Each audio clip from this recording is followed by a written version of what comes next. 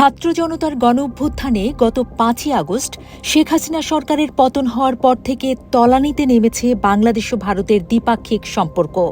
বাংলাদেশের রাষ্ট্র ক্ষমতা হাতে নিয়েই ভারতের কর্তৃত্ববাদী আচরণের তীব্র বিরোধিতা শুরু করে জনসমর্থিত অন্তর্বর্তী সরকার। এরপর থেকেই যেন হিমশীতল বরফ জমেছে দুই দেশের দ্বিপাক্ষিক সম্পর্কে। এর রেশ ধরে বাংলাদেশি ট্যুরিস্টদের জন্য ভারতীয় ভিসা বন্ধ, সীমান্তে উত্তেজনা, ভারতের পক্ষ থেকে বাংলাদেশের জন্য ট্রান্সশিপমেন্ট সুবিধা বাতিল সহ বেশ কিছু ঘটনা ঘটেছে। নতুন করে স্থলবন্দর দিয়ে বাংলাদেশ থেকে তৈরি পোশাক সহ বিভিন্ন গার্মেন্টস পণ্য আমদানিতে নিষেধাজ্ঞা দিয়েছে ভারত সরকার।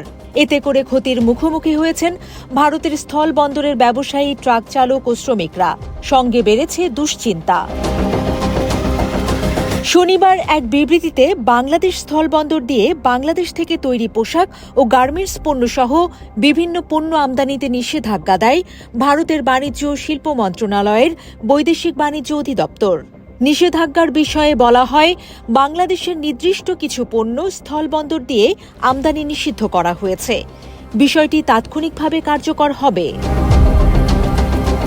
ভারত সরকারের নতুন নিষেধাজ্ঞার ফলে বাংলাদেশ থেকে তৈরি পোশাক এখন থেকে মহারাষ্ট্রের নাভাশেভা এবং পশ্চিমবঙ্গের কলকাতা সমুদ্র বন্দর ছাড়া অন্য কোন স্থল বন্দর দিয়ে প্রবেশ করতে পারবে না। একই সঙ্গে আসাম, মেঘালয়, ত্রিপুরা ও মিজোরামের কোনো শুল্ক পয়েন্ট এবং পশ্চিমবঙ্গের চ্যাংরাবান্ধা ও ফুলবাড়ি শুল্ক পয়েন্ট দিয়ে ফলের স্বাদযুক্ত পানীয়, কার্বোনেটেড পানীয়, প্রক্রিয়াজাত খাবার, তুলার বর্জ্য, প্লাস্টিকের পণ্য এবং কাঠের আসবাবপত্র আমদানি করা যাবে না। তবে মাছ, এলপিজি, ভোজ্য তেল ও চূর্ণ পাথর এই নিষেধাজ্ঞার বাইরে থাকবে। এই সিদ্ধান্তের কারণে বাংলাদেশের পরিবহন খরচ বহুলাংশে বৃদ্ধি পাবে। তেমনি বন্দরে কাজ কমে যাওয়ায় ক্ষতিগ্রস্ত হবেন ভারতীয়রাও। ফুলবাড়ি এক্সপোর্ট ইম্পোর্ট ওয়েলফেয়ার অ্যাসোসিয়েশনের সদস্য শুভঙ্কর নস্কর জানান, ফুলবাড়ি দিয়ে আগে কাঠের আসবাবপত্র, পানীয় ও তুলার বর্জ্য আমদানি হওয়ায় অনেকের কর্মসংস্থান ছিল, যা এখন ব্যাহত হবে। একই উদ্বেগ প্রকাশ করেন ফুলবাড়ি স্থলবন্দরের truck owners president Mujibur Rahman. তিনি বলেন, স্থলবন্দর দিয়ে বাংলাদেশের গার্মেন্টস পণ্য নিষেধাজ্ঞার ফলে বন্দরে কর্মরত শ্রমিকদের রুটি রুজিতে টান পড়বে। এই সিদ্ধান্তে ভারতের অর্থনীতিতেও সামান্য প্রভাব পড়বে বলে মনে করছেন ব্যবসায়ীরা। তবুও দেশের স্বার্থে এই সিদ্ধান্ত মেনে নিতে তারা বাধ্য।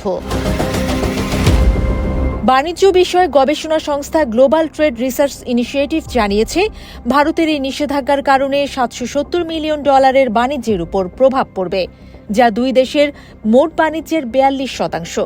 ডিজিআরআই এর মতে, চীনের সঙ্গে বাংলাদেশ বাণিজ্য সম্পর্ক বৃদ্ধি করতে চাওয়ায় এমনটি করেছে ভারত। এছাড়া প্রধান উপদেষ্টা ডক্টর মোহাম্মদ ইউনুস চীন সফরে গিয়ে ভারতের উত্তর পূর্বাঞ্চলীয় রাজ্যগুলো নিয়ে যে মন্তব্য করেছিলেন, ভারতের এই সিদ্ধান্ত সেটিরও প্রতিক্রিয়া বলছে সংস্থাটি।